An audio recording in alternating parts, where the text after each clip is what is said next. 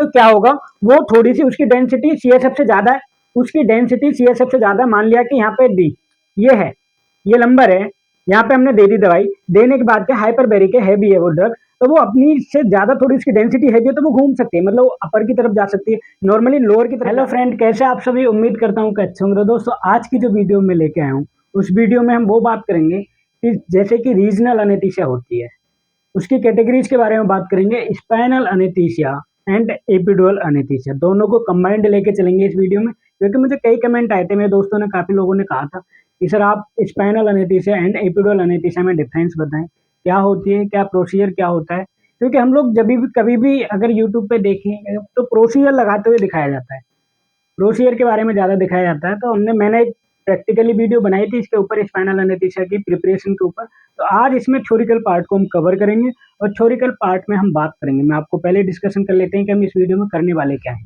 पहले मैं बता दूं आपको, इस वीडियो में हम करेंगे कि आपका स्पाइनल अनेस्थीसिया को प्रिपरेशन कैसे करेंगे, आपके पास क्या क्या सामान होना चाहिए, और एपिडुरल अनेस्थीसिया को प्रिपरेशन आप कैसे करके देंगे, इन सब के बारे में बात करेंगे, एक एक करके बात करेंगे और बात करेंगे इनमें डिफरेंस क्या होता है, कौन सी ड्रग्स लगती है, एपिडुरल में कौन सी लगती है, स्पाइनल में कौन सी लगती है, स्पाइनल निडल कौन सी होती है और एपिडुरल निडल कौन सी होती है, इन सबको कवर करेंगे हम दोस्तों। तो इसलिए मैं चाहता हूं कि आपका ज़्यादा समय वेस्ट ना हो और अपनी पढ़ाई की तरफ चलते हैं, थ्योरिकल पार्ट को कवर करते हैं। तो लेट स्टार्ट दिस वीडियो। ठीक है दोस्तों, शुरू करते हैं। देखिए, मैं कंटेंट लिख देता हूँ, टॉपिक लिख देता हूँ, आज हम जिसके बारे में बात करेंगे, तो हमारा टॉपिक रहेगा वो spinal anaesthesia and epidural anaesthesia. Epidural anaesthesia. अब दोस्तों इसमें आप एक चीज याद रखना, एपिडुरल अनेस्थीसिया में क्या याद करेंगे कि इसको अगर कभी आपके सामने एक्स्ट्रा डूलर करके भी आ जाए, एक्स्ट्रा डूरल करके आ जाए, तब भी आपको कंफ्यूज नहीं होना है, क्योंकि दोनों सेम है। एपिडुरल अनेस्थीसिया को ही एक्स्ट्रा डूरल अनेस्थीसिया बोला जाता है। मैंने शुरुआत की थी कि रीजनल अनेस्थीसिया के बारे में बात करेंगे, तो मैं रीजनल के बारे में थोड़ा सा बता दूं। रीजनल की जो कैटेगरी है, जैसे कि अनेस्थीसिया के बारे में बात हम कभी भी करते हैं, दो तरीके से करते हैं। पहले कौन सी, general anaesthesia and regional anaesthesia. तो जनरल अनेस्थीसिया की तो हमने लास्ट वीडियो बनाई थी, काफी अच्छी, आप लोगों को पसंद भी आई, आपके कमेंट भी आए दोस्तों। और मैं आपको बताऊं, अगर आपको वीडियो अच्छी लगती है तो वीडियो को लाइक जरूर किया करें, इससे क्या है कि मुझे भी तो मोटिवेशन मिलता है, क्योंकि मैं मेहनत कर रहा हूँ आपके लिए और आप मेरा सपोर्ट बनाए हुए हैं। तो प्लीज वीडियो को अगर आपको अच्छी लगती है तो प्लीज लाइक जरूर करें। बढ़ते हैं टॉपिक की तरफ। तो रीजनल अनेस्थीसिया में क्या करते हैं, रीजनल अनेस्थीसिया दो तरीके से या तीन तरीके से आप कह सकते हो। एक नर्व ब्लॉक दिए जाते हैं उसमें, और स्पाइनल अनेस्थीसिया उसी में आती है, और एपिडुरल ब्लॉक भी उसी में आते हैं। तो मैं बात जो अभी कर रहा था, बात कर रहे थे हम एपिडुरल एंड स्पाइनल अनेस्थीसिया के बारे में। अब मैं इसकी प्रिपरेशन के बारे में बात कर लेते हैं कि इनको प्रिपेयर कैसे करोगे आप। आपके सामने बोल दिया गया है कि स्पाइनल अनेस्थीसिया का केस लगने वाला है। बात कर रहा था कि अगर आपको बोल दिया गया है कि स्पाइनल अनेस्थीसिया का केस लगने वाला है और अनेस्थीसियोलॉजिस्ट वहाँ पे आ गए आपके सामने, तो आप अपनी प्रिपरेशन में कैसे, आप अपनी प्रिपरेशन को कैसे आगे बढ़ाएंगे और स्पाइनल अनेस्थीसिया को या फिर एपिडुरल अनेस्थीसिया को कैसे असिस्ट करेंगे, उसके बारे में बात करते हैं, शुरू करते हैं। देखिए, सबसे पहले आपके पास जो होना चाहिए, मैं देखो कुछ बातें प्रैक्टिकल कुछ थ्योरिकल, इन दोनों चीजों को हम कवर करते चलेंगे साथ के साथ। तो सबसे पहले आपके पास क्या होना चाहिए, अगर बात की जाए स्पाइनल अनेस्थीसिया या फिर एपिडुरल अनेस्थीसिया को असिस्ट कराने के लिए, तो आपकी प्रिपरेशन में पहले क्या क्या होना चाहिए मैं आपको बता देता हूँ। एक होना चाहिए आपके पास ड्रेसिंग सेट। ड्रेसिंग सेट, अब ड्रेसिंग सेट को आप समझ सकते हो कि ड्रेसिंग सेट, या फिर उसको बोला जाता है, दूसरे वर्ड में बोल देते हैं कई बार लोग, स्पाइनल सेट। यानी कि इसके अंदर कुछ ऐसे आइटम्स होते हैं जिससे आप अनेस्थीसियोलॉजिस्ट को असिस्ट कराओगे। कुछ सामान, जैसे कि मैं आपको बता दूं, इसके अंदर होता क्या है, ड्रेसिंग सेट या फिर स्पाइनल सेट के अंदर क्या होता है, इसके अंदर जब स्टाइल स्टाइल तरीके से होगा ये सेट, जब इसे आप इसको ओपन करोगे तो इसके अंदर क्या क्या आइटम या क्या क्या आइटम इसके अंदर होनी चाहिए। पहली मैं बात करूं तो इसमें होना चाहिए, बाउल होनी चाहिए, एक नोट्स बना लेना, साथ के साथ डायरी पेन साथ में रखना, बाउल होनी चाहिए, और क्या होना चाहिए, स्पंज होल्डर होना चाहिए। स्पंज होल्डर होना चाहिए। बाउल क्यों चाहिए, बाउल क्यों चाहिए, बाउल के अंदर बीटाडीन डाल के और स्पंज होल्डर से लेके गोज पीस पकड़ के स्पंज होल्डर से पेंट करने के लिए ये सामान सेट के अंदर होना ज़रूरी है। और क्या होना चाहिए आपके पास? गोज पीस होने चाहिए जो कि स्पाइनल सेट के अंदर निकलने चाहिए। जब आप स्पाइनल सेट को ओपन करोगे तब ये आइटम्स उसके अंदर होनी चाहिए। और क्या होगा उसके अंदर? और होगी कट शीट। ये थ्योरिकल पार्ट डिस्कस कर रहे हैं हम, इसमें थ्योरिकल ताकि आप भूलें ना। आप डायरी में लिख लोगे आपको याद रहेगा, क्योंकि अगर प्रैक्टिकल वीडियो की बात की जाए तो मैंने पहले बनाई हुई है, उसमें सारे सामान मैंने दिखाए प्रैक्टिकल के, आपकी प्रिपरेशन कैसे करेंगे। अगर आपको वो वीडियो देखनी है तो उसका लिंक मैं डिस्क्रिप्शन में जरूर डालूंगा, तो आप उसको भी देख सकते हैं। थ्योरिकल के साथ प्रैक्टिकल भी आपका रिपीट हो जाएगा। कट शीट रखेंगे। ये चीजें तो आपकी किस में निकलेंगी दोस्तों? ये चीजें निकलेंगी आपके ड्रेसिंग सेट के अंदर, ये चीजें निकलेंगी। ठीक है, जब आप ओपन करोगे ड्रेसिंग सेट को तो इसके अंदर ये आइटम्स निकलेंगे। अब बात करते हैं इनमें एक्स्ट्रा आइटम और क्या रखेंगे। एडिशनल में भी तो कुछ और आइटम्स डालोगे आप, जिनको आप स्टाइल नहीं करा सकते, ऑटो क्लेविंग नहीं हो सकती है वो चीजें। तो उन आइटम्स को क्या क्या है वो आइटम, उनके बारे में बात करते हैं कि उसमें क्या क्या हम सामान एक्स्ट्रा में डालेंगे। पहले मैं बात करूं तो सबसे पहले होना चाहिए सर्जिकल ग्लव्स। सर्जिकल ग्लव्स होने चाहिए साइज के अकॉर्डिंग, जो आपके एनेस्थीसियोलॉजिस्ट हैं या फिर आप हैं तो जो साइज पहनते हैं, जैसे कि 6.5 पहनते हैं, 7.7 है, 7 नंबर है, 7.5 है, इस तरीके के सर्जिकल ग्लव्स में साइजेस होते हैं। तो उनसे पूछ के कि आपका साइज क्या है ग्लव्स पहनने का, वही आप ग्लव्स ओपन करेंगे सर्जिकल यानी कि स्पाइनल सेट के पास। स्पाइनल सेट जब ओपन हो जाएगा उसमें ये चीजें डालेंगे। सर्जिकल ग्लव्स हो गए। और क्या होगी आपके पास एक्स्ट्रा में? बीटाडीन। बीटाडीन रखोगे, स्प्रीट रखोगे, स्प्रीट रखोगे। और क्या रखोगे? सर्जिकल ग्लव्स, बीटाडीन, स्प्रीट, और रखोगे आप डिस्पोजेबल सिरिंज। डिस्पोजेबल सिरिंज कौन सी? डिस्पो सिरिंज 5 ml और 2 ml। 5 ml और 2 ml की आप सिरिंजेस उसमें डालोगे ओपन करके। ये एक नॉर्मल प्रोसीजर होगा, चाहे आप एपिडुरल की बात कर रहे हैं या फिर स्पाइनल अनेस्थीसिया असिस्ट कराने की बात कर रहे हैं। ये दोनों की बात करोगे तो ये रहेगा कॉमन आइटम्स जो कि आपकी ट्रॉली पर प्रिपेयर होना चाहिए। आपकी ट्रॉली पर प्रिपेयर होना चाहिए, ये है कॉमन आइटम्स। कॉमन आइटम्स हैं ये, आपने ओपन वहां पे रखनी है। अब इसमें कुछ इंपॉर्टेंट बातें करते हैं जहां पे थोड़ा सा डिफरेंस इसमें होना शुरू हो जाता है। डिफरेंस की मैं बात करूं तो कैसे, कौन सा वाला डिफरेंस? जैसे कि मैं स्पाइनल अनेस्थीसिया की बात करूं, यहाँ पे एक दोबारा से कॉलम बना लेते हैं हम। Spinal anaesthesia, spinal anaesthesia and epidural anaesthesia.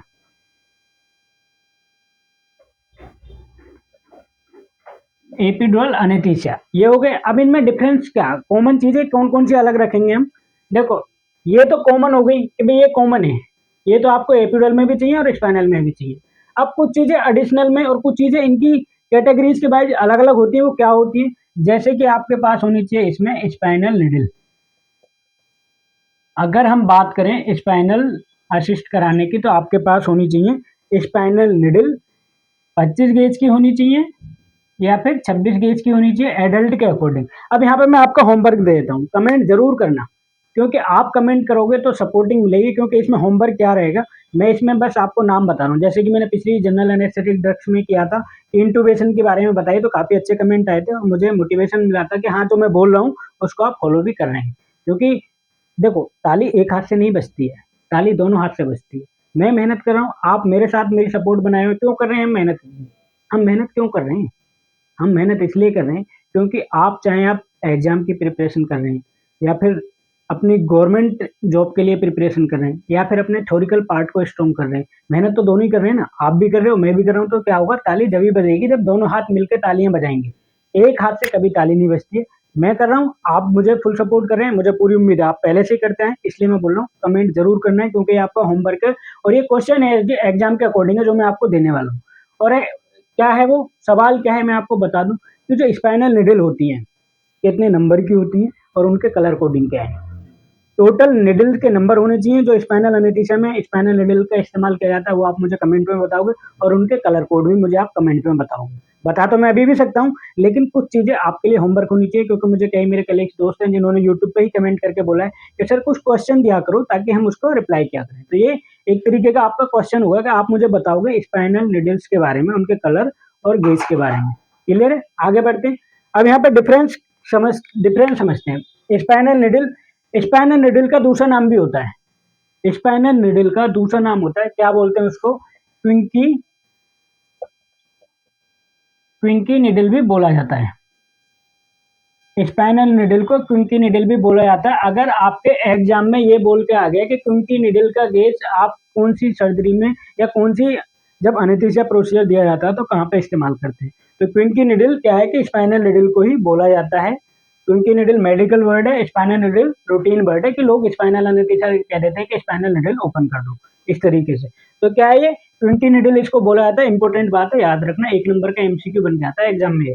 अब बात करें यहीं पे एपिड्यूरल की, तो एपिड्यूरल में कौन से निडल रखेंगे? एपिड्यूरल सेट को ओपन किया जाएगा। एपिड्यूरल सेट आता है एक ना, एपिड्यूरल सेट आता है, पूरा कंप्लीट होता है, उसको ओपन कर दें। उसके अंदर क्या होता है? एक एलओआर निडल होती है। एलओआर निडल, एलओआर क्या है? Loss of resistance, loss of resistance. अब इसकी एपिड्यूरल निडल की बात की जाए, एपिड्यूरल निडल के ऊपर भी एमसीक्यू बन के आता है एग्जाम में। तो एपिड्यूरल निडल की बात की जाए तो उसको क्या बोलते हैं? उसको बोला जाता है टॉय निडल। टॉय निडल इसका एपिड्यूरल निडल का नाम है। ये भी आपका 1 नंबर का एमसीक्यू सवाल हो गया, टॉय निडल। इस तरीके से डिफरेंस समझना। अब डिफरेंस के ऊपर चल रही है हमारी कहानी, प्रिपरेशन हो गई थी हमारी, अब इनमें क्या क्या अलग अलग होती चीजें चली जाती है। ठीक है, क्लियर हुआ?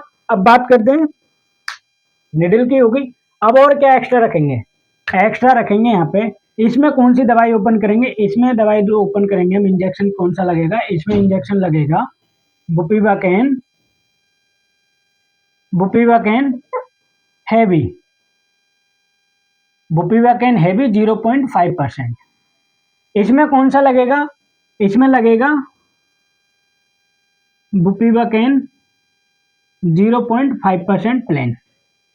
दोनों बुपिवाकेन है 0.5% है, लेकिन सवाल क्या है? सवाल है कि स्पाइनल एनेस्थीसिया की जो ड्रग है बुपिवाकेन हैवी है, वो क्या है? वो है हैवी। डिफरेंस ये है, हैवी, ये प्लेन है। प्लेन मीन्स अगर इसको बोला जाए आइसोबैरिक ड्रग है, और इसको बोला जाए तो ये है हाइपरबैरिक। ये क्यों है? इतना डिफरेंस क्यों हुआ? देखो, इसको हैवी क्यों बोला गया है, ये भी सवाल आपसे पूछा जाता है। कई बार आप इंटरव्यू के लिए जाएंगे तो आपके अगर एनेस्थेटिक इंटरव्यू ले रहे हैं तो वो कहेंगे बेटा स्पाइनल एनेस्थीसिया जब दी जाती है उसमें एक इंजेक्शन ओपन करते हैं, आपके यहाँ जी करते हैं, बेटा उस इंजेक्शन का नाम क्या है? आप बोलोगे बुपिवाकेन हैवी है सर, तो वो कहेंगे, जब भी दूसरा सवाल फेंक के मारेंगे, बेटा हैवी क्यों है वो? बुपिवाकेन तो हम एपिड्यूरल में भी यूज करते हैं, वो हैवी क्यों है? ये भी तो सवाल बनता है ना, तो हैवी क्यों है उसको समझना है हमें। हैवी इसलिए है क्योंकि इसके अंदर क्या मिलाया जाता है? इसके अंदर होती है डेक्सट्रोज। इसके अंदर बुपिवाकेन हैवी इसलिए है क्योंकि इसके अंदर होती है दोस्तों डेक्सट्रोज। डेक्सट्रोज की वजह से क्या हुआ? इसकी डेंसिटी सीएसएफ से ज्यादा हो गई। मैं इसके सीएसएफ के बारे में बात करेंगे अभी हम। तो इसकी डेंसिटी ज्यादा होती है अकॉर्डिंग द सीएसएफ के मुकाबले, इसकी डेंसिटी ज्यादा होती है। क्यों होती है? क्योंकि इसमें डेक्सट्रोज होती है, इसलिए इसकी डेंसिटी ज्यादा होती है सीएसएफ से। अब डेंसिटी से कैसे समझेंगे? मान लो कि जब अगर हम प्लेन ड्रग्स देंगे और बुपिवाकेन 0.5% प्लेन दें और 0.5% हैवी दें, तो डिफरेंस क्या आएगा? देखो एक छोटा सा, मतलब मैं ऐसे कैसे समझाऊं आपको? मैं बताऊं कि स्पाइनल कोड आपने देखी, स्पाइनल कोड जिसको बोला जाता है वर्टेब्रा कोलुमन।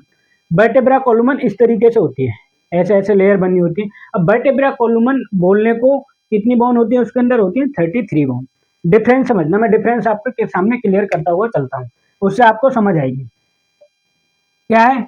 अब यहाँ पे पहले पोजीशन की बात करते हैं, कहाँ पे लगाया जाता है, इसी में चीजें क्लियर होती चलेंगी एक एक करके धीरे धीरे। अब स्पाइनल एनेस्थीसिया कहाँ पे लगाया जाता है? वो लगाया जाता है L2 टू L3 और L3 टू L4। देखो L2 L3 कई लोग क्या करते हैं नॉर्मली कहाँ पे देते हैं, ज़्यादातर जो लगाया जाता है वो लगाया जाता है L2 L3 to L4। L2 L3 by chance लगा लेते हैं कभी कभी, जो पेशेंट के एनाटॉमी अंदर से कैसी है वो लगाते समय जब पोजीशन करते हैं उस टाइम डिसाइड कर लेते हैं एनेस्थेसियोलॉजिस्ट कि हाँ इसको थोड़ा सा अप जा सकते हैं या फिर डाउन जा सकते हैं। लेकिन नॉर्मली रूटीन जो ज़्यादातर लगाए जाते हैं वो लगाए जाते हैं L3 L4 के स्पेस पे। L क्या है, लंबर 3 एंड लंबर 4 के स्पेस पे स्पाइनल अनेस्थीसिया को दिया जाता है। अगर मैं यहाँ पे स्पाइन, ये देखो थोड़ा सा ये मैं अलग कर लेता हूँ इसको, यहाँ पे वर्टेब्रा बनाते हैं, वर्टेब्रा आपके समझ में आएगी। अब यहाँ पे क्या होता है, 7 होती हैं सर्वाइकल, ये इस तरीके से कार्टेजिस होते हैं, अगर आप देख पा रहे हैं इस तरीके से वर्टेब्रा के अंदर। देखो आर्ट पे मत जाना, ये सिर्फ समझाने के पर्पज से है, क्योंकि आर्ट मेरी बहुत ही खराब है, मैं सिर्फ समझाने के पर्पज से बता रहा हूँ। 7 क्या रहती है, 7 रहती है आपकी सर्वाइकल। 7 कौन सी रहती है, 7 रहती है सर्वाइकल। और 12 सर्वाइकल बोले यहाँ से यहाँ तक की जो रहती है वो 7 सर्वाइकल होती है हमारी, और 12 रहती है थोरासिस। अगर इसी स्पेस को मान लें तो 12 रहती है थोरासिस। यहाँ पे लिख लेते हैं 7 कितनी रहती है सर्वाइकल, सर्वाइकल 12 कितनी रहती है थोरासिस,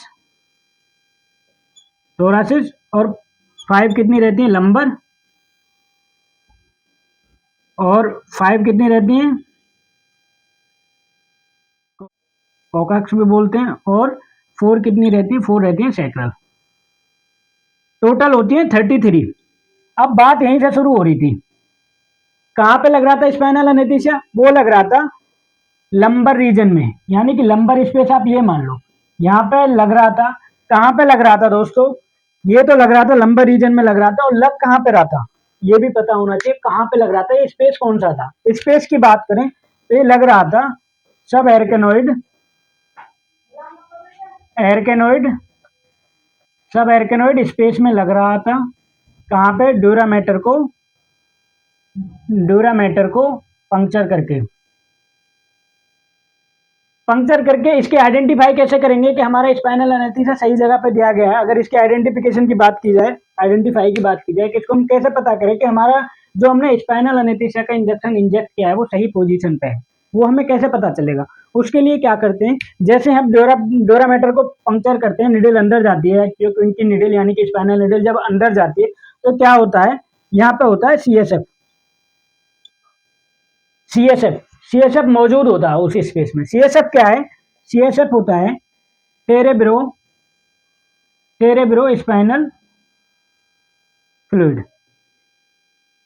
सेरेब्रो स्पाइनल फ्लूइड। ये देखो दो चीजें क्लियर हुई, ये स्पाइनल एनेस्थीसिया कहाँ पे दी जाती है, L2 टू L3 या फिर L3 to L4, normally L3 L4 पे दी जाती है। और कहाँ पे, सबएरकनोइड स्पेस के अंदर दी जाती है। डोरामेटर को पंक्चर करके आइडेंटिफाई कैसे होता है, जब CSF फ्लो बैक फ्लो में आता है, जब आप निडल लगाते हैं तो वहां से बैक फ्लो में CSF निकल के आता है, तो उससे क्लियर हो जाता है कि हम सही पोजिशन पे हैं। अब यहाँ पे हाइपरबैरिक की जब हम बात कर रहे थे, हाइपरबैरिक की बात कर रहे थे जो CSF में देते हैं, जब CSF में देते हैं, सवाल हमारे यहाँ से था ना, धीरे धीरे हमने कहा था कि चीजें क्लियर करते चलेंगे। जब वर्टेब्रा, अगर ये जो हमने वर्टेब्रा मानी है, और इसी देखो स्पाइनल एनेस्थीसिया कहाँ पे दी जाती है ये पता होना चाहिए। स्पाइनल एनेस्थीसिया उन कंडीशंस में दी जाती है जिन पेशेंटों की लोअर अम्बलाइकल से के रिलेटेड, जो लोअर अम्बलाइकल से लोअर साइड की जो सर्जरियां होती हैं, उस कंडीशन में स्पाइनल एनेस्थीसिया देके उनको डन किया जाता है। तो क्या सैक्रल की तरफ जब नीचे की तरफ जाएगी, क्योंकि वो उसकी डेंसिटी ज्यादा है CSF पे, तो वो दवाई हिल सकती है, मतलब इधर जा सकती है उधर जा सकती है। लेकिन जब प्लेन की बात करेंगे तो प्लेन क्या होगी, प्लेन जहां पे दोगे वहीं पे रुक जाएगी। अब एपिड्यूरल की बात कर रहे थे यहीं पे लगाने की, तो एपिड्यूरल स्पेस में लगा सकते हैं इसको। कहाँ पे लगाएंगे, एपिड्यूरल स्पेस में लगाएंगे। और एपिड्यूरल स्पेस क्या होता है, एपिड्यूरल स्पेस होता है लिगामेंटम। अगर इस पे लगाने की बात करें तो लिगामेंटम, लिगामेंटम और फ्लेमम को पार करते हुए जाएंगे, फ्लेमम को पार करते हुए कहाँ पे जाएंगे, डोरामेटर के पास जाएंगे, डोरामेटर के पास जाएंगे, वहां पे जाके दवाई इंजेक्ट कर देंगे, लेकिन डोरामेटर को पंक्चर नहीं करेंगे। ये बात कान खोलकर सुन लेना। कभी आप इस कंफ्यूजन में रहे कि डोरामेटर दोनों में आ गया, तो नहीं। स्पाइनल एनेस्थीसिया में डोरामेटर के अंदर की जाता है सबएरकनोइड स्पेस में, लेकिन एपिड्यूरल में डोरामेटर के आउटर साइड में दवाई को इंजेक्ट किया जाता है और दवाई वहीं पर रहती है। अब एपिड्यूरल कहाँ पे लगा, देखो थोरासिस रीजन में भी लगा सकते हैं एपिड्यूरल, लंबर पे भी लगा सकते हैं, वो पोजीशन के अकॉर्डिंग जहाँ की दूर सर्जरी होती है। अब इनका देखो यहीं से सवाल बनता है, यहीं से आपको थोड़ा समझाने के पर्पज से बताता चलता हूँ। इनका डिफरेंस कैसा एक तरीके से माने, स्पाइनल एनेस्थीसिया जो दी जाती है वो लोअर साइड के नीचे के अगर पार्ट की सर्जरी, अम्बलाइकस टू अम्बलाइकस से नीचे की तरफ की जो सर्जरी है, जैसे कि कौन कौन सी सर्जरी इसमें डन की जाती है, गायनोकोलॉजी प्रोसीजर हो गई, आपके यूरोलॉजी प्रोसीजर हो गए, जैसे कि TRP की बात करें हम, या फिर और सर्जरियाँ होती हैं, हर्निया की बात करें, लोअर साइड का जो TEP वगैरह होते हैं उनको भी किया जा सकता है। और सिजेरियन गायनोकोलॉजी की बात करें, सिजेरियन है, DNC है, और ऑर्थोपेडिक की सर्जरियों की बात करें, जैसे लेग की सर्जरी होनी है, इस तरीके की जो सर्जरी है जो अम्बलाइकल यानी नाभि से नीचे की अगर ऑपरेशन किए जाते हैं तो नॉर्मली वो स्पाइनल एनेस्थीसिया में डन किए जाते हैं। ये बेसिक बात समझ में आई। अब बात करते हैं एपिड्यूरल एनेस्थीसिया का फायदा क्या है। एपिड्यूरल एनेस्थीसिया इंट्रा ऑप और पोस्ट ऑप, इंट्रा ऑप बोले तो कि ड्यूरिंग सर्जरी तो पेशेंट को वैसे भी दर्द नहीं होता क्योंकि इतनी सारी ड्रग्स दे दी जाती है, लेकिन सर्जरी डन होने के बाद जब पेशेंट को पोस्ट ऑप या फिर ICU में शिफ्ट कर दिया जाता है, तब उसकी दवाइयों का असर खत्म होता है, जहाँ पे इंसिजन दिया होता है तो उसको पेशेंट को तब दर्द फील होना शुरू होता है, वो दर्द होता है उसको। तो एपिड्यूरल एनेस्थीसिया का अगर एडवांटेज की बात करेंगे हम, तो एपिड्यूरल एनेस्थीसिया का उस टाइम वो बहुत बड़ा हेल्पफुल रहेगा पेशेंट के लिए, क्योंकि वहां से जो हम एपिड्यूरल कैथेटर डालते हैं उसके थ्रू दवाई दी जा सकती है कंटिन्यूअसली, तो क्या होगा, उसको पेन रिलीफ मिलेगा। तो एपिड्यूरल एनेस्थीसिया के सबसे बड़ा एडवांटेज ये रहता है कि पोस्ट ऑप में पेन मेंटेनेंस के लिए बेहतर रहती है, क्योंकि इससे दवाइयाँ कैथेटर डाल कर छोड़ देते हैं, इससे दवाइयाँ आगे फॉरवर्ड हो जाती हैं, पेशेंट के लिए पहुंच जाती हैं, तो उसको दर्द कम हो, इसीलिए एपिड्यूरल एनेस्थीसिया का इस्तेमाल किया जाता है। समझ में आ गई। एपिड्यूरल कहाँ पे लगा सकते हैं, सारी चीजें समझ आई। स्पाइनल एनेस्थीसिया कहाँ पे लगाते हैं, समझ आई। आगे बढ़े, बात करें आगे, क्लियर है, आगे बढ़ते हैं। यहाँ तक समझ आ गई थी कहानी, आगे बढ़े कुछ और इनके साइड इफेक्ट के बारे में बात कर लेते हैं जो कि बेहद इंपॉर्टेंट है आपके लिए। तो वही मैं ग्राफ बना लेते हैं पहले से। Spinal anaesthesia and epidural anaesthesia.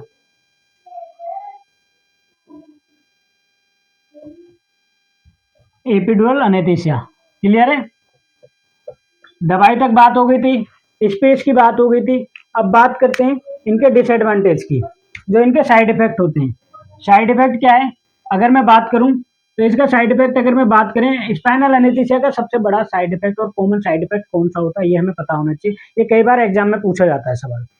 ये स्पाइनल एनेस्थीसिया का मेजर कॉम्प्लिकेशन क्या होता है, तो दोस्तों मैं बता दूं आपको, मेजर कॉम्प्लिकेशन जो रहता है वो रहता है हाइपोटेंशन।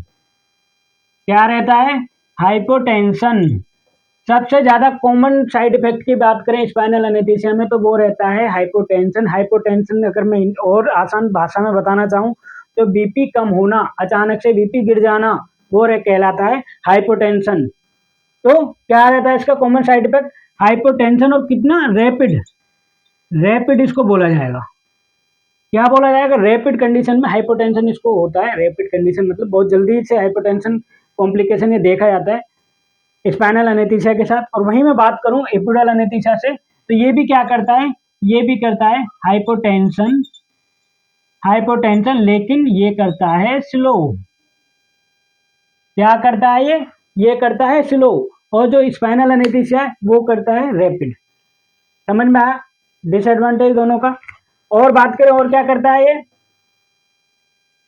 और दूसरा जो देखा जाता है वो देखा जाता है हेडेक, हेडेक सर का दर्द, ये इसका कॉम्प्लिकेशन में आता है स्पाइनल एनेस्थीसिया के। सिंपल है, और इसके साथ नहीं देखा जाता है, नॉट सीन कह सकते हो, लेकिन इसके साथ ये नहीं है, लेकिन स्पाइनल एनेस्थीसिया के साथ हेडेक देखा जाता है। अब बात करें इनके एक्शन की, और क्या करता है, नोजिया वोमिटिंग भी मान सकते हो, नोजिया वोमिटिंग भी होती है पेशेंट को स्पाइनल एनेस्थीसिया के कॉम्प्लिकेशन की बात करें तो हम। क्लियर। अब बात करते हैं इनकी ड्यूरेशन ऑफ एक्शन की।